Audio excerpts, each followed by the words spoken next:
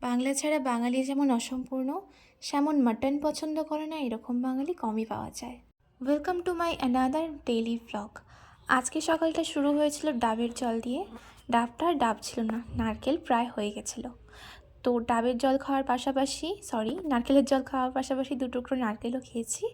তারপর দুপুরে স্নান দান করে খেতে বসে গেছি ভাত, যেটা আজকে স্পেশাল। মাটন মানেই বাঙালির কাছে স্পেশাল। প্রথমে তেতো দিল মা একটু, মানে করলা আর আলু ভাজা, সেটা দিয়ে একটুখানি ভাত খেতে হয়, খেলাম তাই। তারপর চলে আসলো আজকের শো স্টপার মাটন।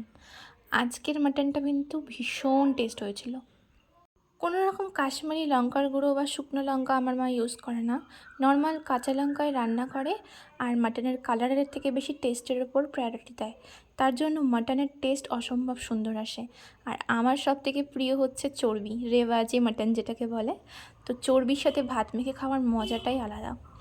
চর্বির সাথে ভাত মেখে খেলাম। লাস্টে তোমাদেরকে দেখাই যে কতটা সফট হয়েছে মাটনটা, পুরো গলে গলে পড়ে যাচ্ছে, ঠিক আছে। তো এটা করতে গেলে ভীষণ টাইম লাগে, গ্যাস অনেকটা শেষ হয়, সাথে মাটনটাও খুব সুন্দর করে টেস্ট আসে একটা। চর্বি গলে যে টেস্টটা না, লাস্টে আরও 3 পিস মাটন নিলাম। বিকেলে আমি গিয়েছিলাম মেলায়, যেখানে পাপড়ি চাট আর লাস্টে নান আর এখানে চিকেন কষা খেয়ে আজকের পুরো দিনের খাওয়া দাওয়াটা সম্পূর্ণ করলাম। ওকে, বাই।